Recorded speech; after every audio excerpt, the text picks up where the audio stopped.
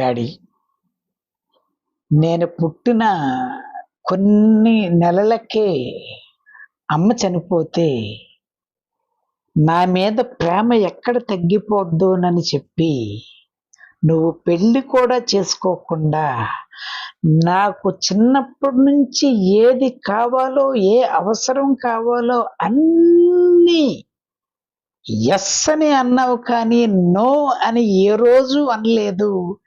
నాకిష్టమైన కోరికలన్నీ తీర్చావు, నాకిష్టమైన చదువు చదివించావు. నేనెంత కష్టపడినా ఉద్యోగం రాకపోతే నువ్వు బాధపడి ఒక ఉద్యోగం కూడా ఇప్పించావు. మరి నా కోసం నువ్వు ఇంత త్యాగం చేసినప్పుడు నేను నీకు ఇంత ద్రోహం ఎందుకు చేశానో తెలుసా? నిజంగా తెలీదా? అందుగురించే ఆ మాటలన్నీ ఈ వీడియోలో చెప్పాను డాడీ. ఒక్కసారి డిస్క్రిప్షన్లో పెట్టాను. ఆ కొడుకు ఆ తండ్రికి చెప్పిన మాటలు మీరు ఒక్కసారి వింటే అది ఎంతవరకు కరెక్ట్ అని మీరు నాకు కామెంట్ చేస్తారని నా కోరిక. డిస్క్రిప్షన్లో ఉన్న వీడియో చూడండి, నలుగురికి షేర్ చేయండి. Thank you.